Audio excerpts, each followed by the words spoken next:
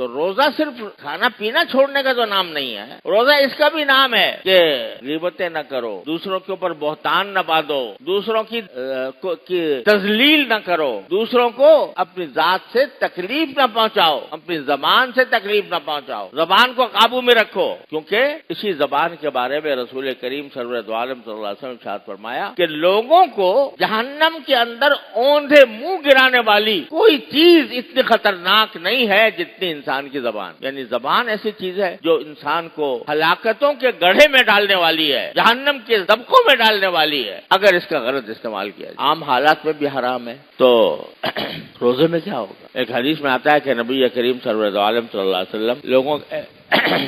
دو ایسے آدمیوں کے پاس سے گزر رہے تھے تو ایک دوسرے کا پچھنے لگا رہا تھا، وہ حجامہ کر رہا تھا، ایک حجامہ کر رہا تھا، ایک کروا رہا تھا، اور حجامہ کرتے کرتے باتیں ہو رہی تھی اور باتوں میں کسی کی غیبت ہو رہی تھی، تو آپ نے فرمایا افطر الحاجم والمحجوم، یہ حجامت کرنے والا بھی اور حجامت کرانے والا بھی اس کا روزہ ٹوٹ گیا۔ روزہ ٹوٹ گیا جس کا معنی کہ کوئی فائدہ نہیں ہوگا روزے، کیونکہ یہ روزے کی حالت میں غیبتیں کر رہے ہیں۔ ایک یہ روایت یہ بھی آتی ہے کہ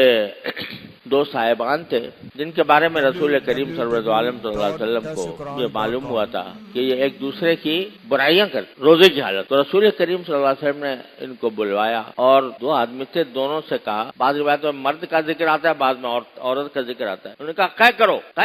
انہوں نے قے کی تو خون ہی خون نکلا، دوسرے نے کہا قے کرو، اس نے قے کی خون ہی خون نکلا، فرمایا کہ یہ تم کھا رہے تھے، یہ کسی مسلمان بھائی کا گوشت کھا رہے تھے غیبت کے ذریعے، یہ نکلا ہے تمہارے منہ سے۔ تو یہ جو رمضان ہمیں اللہ تعالیٰ نے عطا فرمایا ہے ایک پورا مہینہ، یہ در حقیقت ایک ٹریننگ کورس ہے، یہ تربیت کا کورس ہے جس سے ہمیں گزارا جا رہا ہے کہ عام حالات میں ہماری زبان بے محابت چل رہی ہے، ہماری نگاہوں کو کوئی فکر نہیں ہے کہ حلال کو جو دیکھ رہے ہیں حرام کو دیکھ رہے ہیں، ہمارے کان جو ہے وہ اس کی بے فکر ہیں، اس سے بے فکر ہے کہ جو بات میں سن رہا ہوں وہ جائز ہے ناجائز ہے حلال ہے حرام ہے، زبان بے تحاشا چل رہی ہے۔ تو رمضان ہمیں اللہ تعالیٰ نے عطا فرمایا کہ بھئی کھانا چھوڑو پینا چھوڑو، دن میں جب دل میں کھانا پینا چھوڑا تو ذرا زبان کو بھی قابو میں رکھو تاکہ تمہیں عادت پڑے اپنی زبان کو کنٹرول کرنے کی عادت۔ یہ جو زبان بے قابو ہے اس پر کوئی کنٹرول نہیں ہے، وہ تمہیں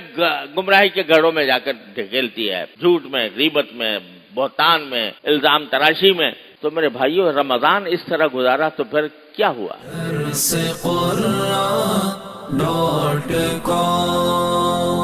www.darsequran.com